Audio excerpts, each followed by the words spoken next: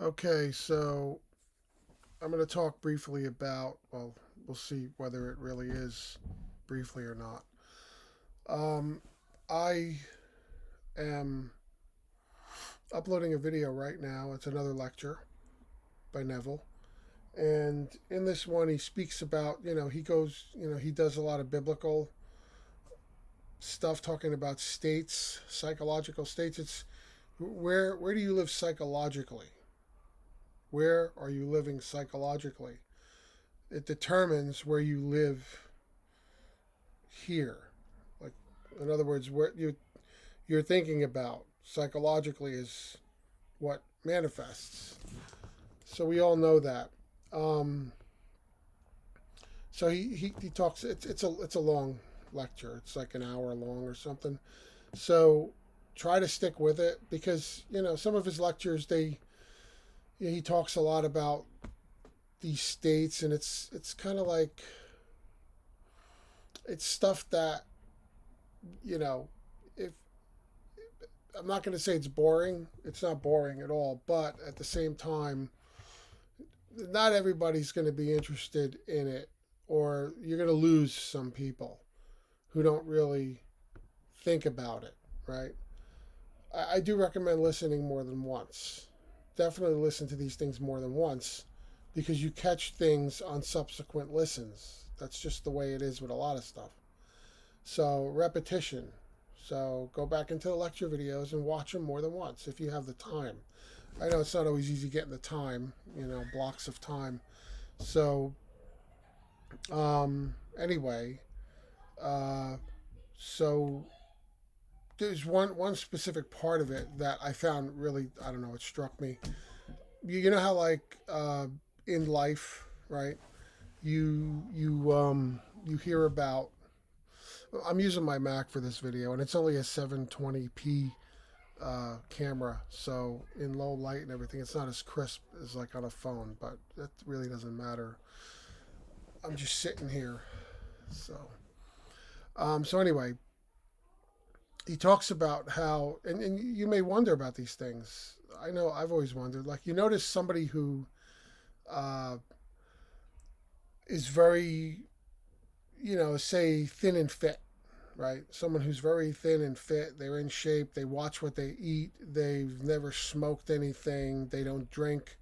And then all of a sudden, one day, maybe in their 40s or their 50s or something like that, their 30s, their 60s, at any range of ages that we would consider a young age these days, right?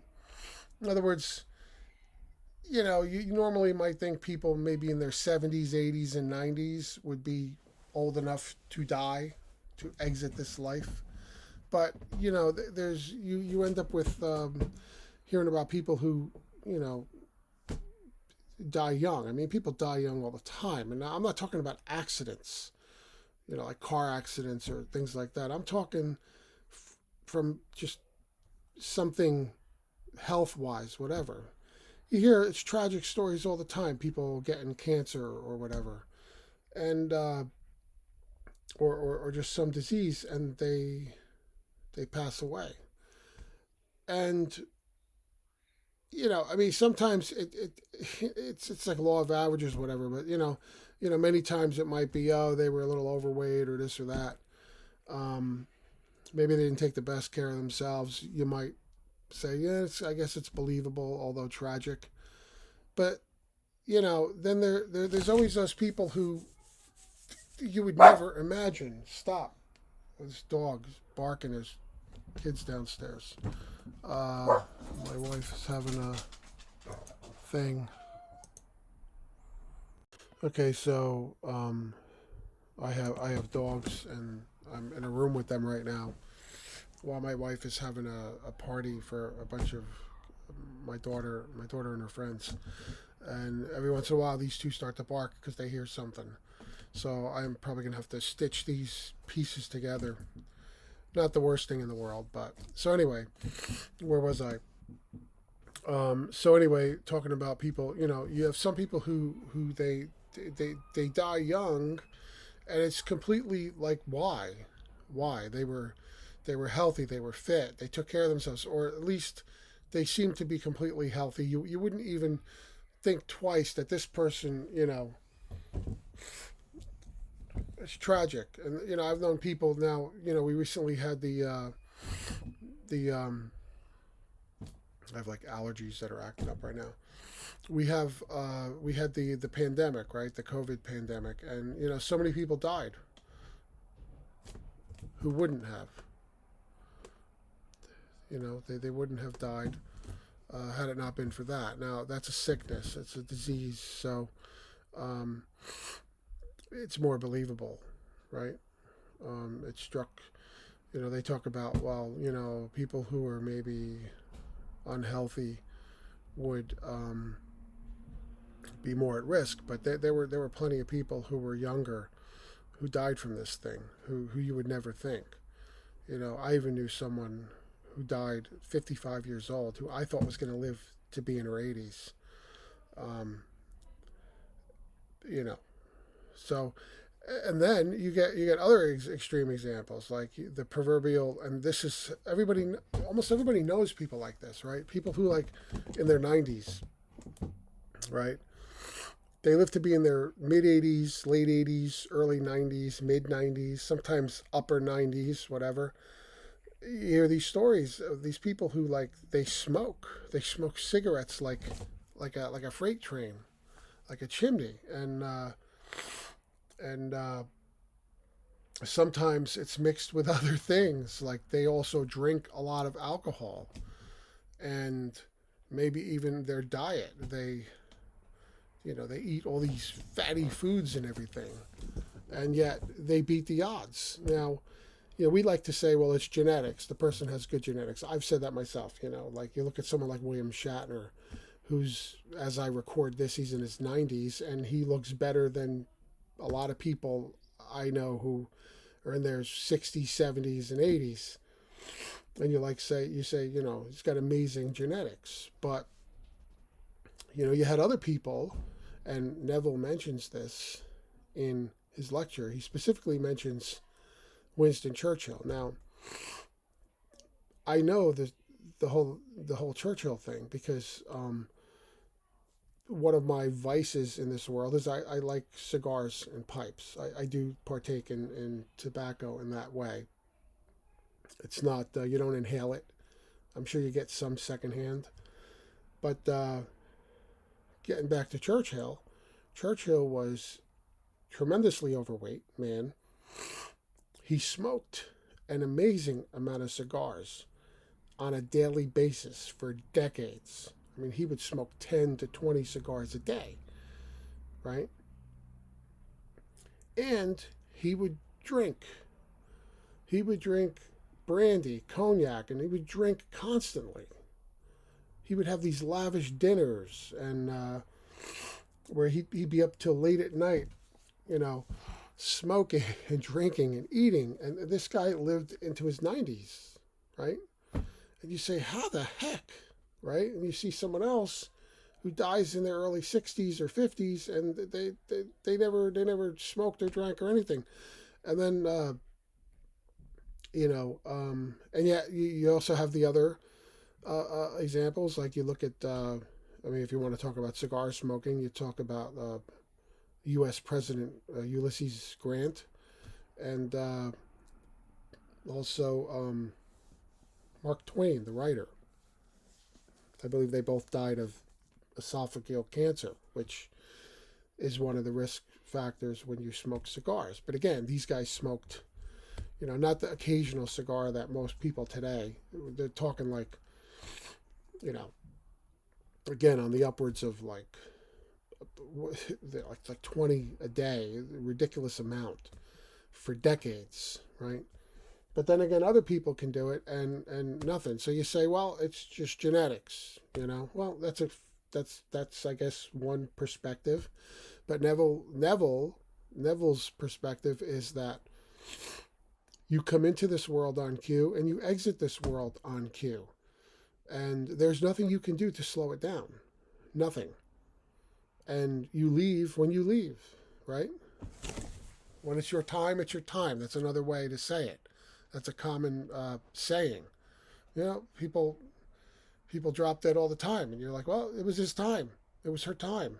When it's your time, it's your time. I've heard people say this for years, ever since I was a little kid. When it's your time, it's your time. That's it. And, there's a certain comfort in that, in a way, that there's really nothing you can do. I mean, okay, you want to be healthy, that's fine. Nothing wrong with it. But I tend to believe more in Neville's perspective because of, when you get older and you see all these things, you're like, well, I mean, I guess genetics might be able to explain something like that, but what's the underpinnings of the genetics? Like, the genetics are really being manifested or created, right? So maybe it's not the factor we really think it is. It's really that these people's lives or experiences here were finished. And whenever it's finished, something has to happen in order to send you off, on your way, on your bike, as our British friends say. So, um, yeah, I just tend to that just makes sense to me. It resonates with me. When it's your time, it's your time. Now, I know it shouldn't be a license to just whatever, you know, do what you want, and but at the same time, there's the old sayings where they talk about, if you're going to talk about the health thing, when you see this on TV a lot, and I've seen it several times done different ways in sitcoms where, like, for example, there's a sitcom I like. It's Everybody Loves Raymond. It's been off the air for years, but it's out there in reruns or on streaming, and I love that because on my mother's side, I'm American, and on my mother's side, it's Italian American, and that family is an Italian American family in that sitcom. So there's a lot of stuff there that I get, and it really hits home, and I find hilariously funny. But anyway, one of the things was when the mother, Raymond's mother, decided to get healthy, to eat healthy, and of course she's got to drag everybody into it. And they decide to do this on another famous American eating holiday, Thanksgiving, American Thanksgiving. And uh, Ray can't stand her. The son, who's the subject of the show, he can't stand this. He wants to whatever. So they go through this whole thing. They make like a tofu turkey instead of a real turkey, and all this stuff that tastes terrible in order so she can feel like she's getting healthy. And then, but by the end of the episode, I don't want to ruin it for anybody who hasn't seen it, but it's been out there for years. By the end of the episode, she's creeping into his house because he ordered this big meal so he could enjoy it, because she wasn't going to cook the real meal. She's going to have all that other food. So he caught her prowling like a prowler, sneaking in at night, and she's eating all the food he bought from the restaurant, the regular Thanksgiving food, and he caught her, and she tries to pretend she's sleepwalking, and then finally, when she admits it, she says, she's like, I like mashed potatoes with butter. I like this stuff, And then when Ray's wife wakes up and comes down, she says, like, what happened to your diet, Marie? And Marie, the mother-in-law, looks at Ray's wife and says, like, what's the point? She says something like, what's the point of living if you can't enjoy yourself? And so there's a line in there, right? Like, there's got to be a comfort, a line where it all works out. But again, what's the, if you're not going to enjoy yourself, if you enjoy it, that's fine, right? Like, you talk about vegans, right? If you enjoy being a vegan and you like eating vegan, then more power to you. But, someone else just, they don't want to do it. They don't want to do it. They don't want to be bothered with that. That's not the way they want, So my point is just the whole Neville thing resonates with me. That's all I'm trying to say, is that,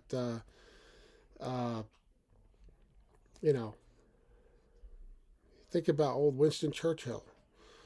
And the long life he had, and the long life of other people. And I know plenty of people who were, you would have never imagined they would have passed away when they did. No real reason. What's the reason? They just came down some genetic, you know, the DNA copied itself and there was an error in there and then they ended up with cancer or something. I mean, that's how we explain it scientifically, but, you know, maybe their journey here, their job, whatever, was over. And that's it. Either way, it is what it is. So, I know we talk about revision and everybody's else pushed out, and we have maybe the opportunity to rewrite something here and there. But I think you'd be exhausted if you had to do that for everybody in your experience, right? And you know, people you know very well or are close to you are one thing versus everybody else out there. So I guess this is gonna go a little long, and I'm gonna end up talking in circles. So I just wanted to express that. That was part of that talk. There's other things in that lecture. It's going to be on before this one, most likely. Check it out. Check out that lecture. Stick with it. Listen to it. It's long, but it's worth it. They're all worth it. And they're worth it to listen to more than once. You really should listen to the Neville lectures more than once. I've got a whole playlist on my channel. I have a playlist of many, many Neville lectures in there that you could just go through the playlist. But there's a lot of stuff in there.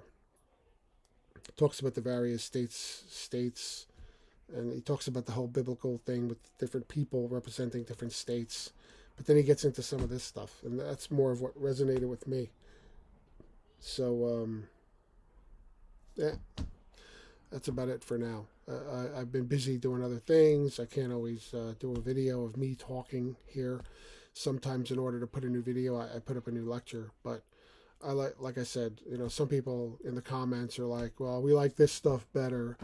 Who wants to see another lecture? Well, you know, look, if you don't like the lecture, don't watch it. You know, just wait for the other videos. But I'm going to have them all on my channel. I think it's, I mean, it's not just filler, but it is filler, right? It's. I know that you could probably find the same exact lectures on many other channels, but I like to put the time in to put interesting like video thumbnails, video backgrounds on my videos. I do all that. I gather the artwork out there, and I try to make it somewhat related in some way to the concept of the video, of the talk, and I pop in a picture of Neville, whether it's a real photo of him or a drawing. And I've been lately with some AI stuff that's kind of weird Neville looking stuff. Neville-esque, but not really him.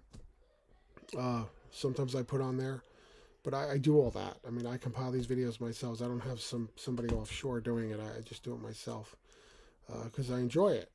And when I get the time, like right now, where I'm stuck in this room with two of my dogs, while my wife and daughter are busy downstairs, I was free to not only put together the latest lecture video that I'm putting up here, but also to talk and opine about parts of it. The part that really struck me, which was the whole, when it's your time, it's your time. And when it's your time, it's time to go. As Neville says, when you come in on cue and you leave on cue. Or as, going back to Everybody Loves Raymond, this time not the mother, but the father in the show. Both the actors who play these people have also gone on, right? Their time here is over. But the character's name is Frank Barone, and he would say to the son Raymond, he goes, "You come here." I'm paraphrasing here. I'm not getting exact, but he's like, "You did what you did, and then you die." That's the way he says it. He goes, "You come here, you do what you did, or you did what you do, and then you die." And he does it in a comical, funny way. But it's true. You come here, you do what you do, and then you die. You die meaning you move on. You move on. You're done. So for now, I'm done with this video. I'll combine these two pieces, and sorry for their interruption from my dogs barking. I don't know if I'm going to cut that out. Probably leave it. See you in the next video. Please like and subscribe. Share this stuff out. Comment if you feel like it. And Thanks for watching.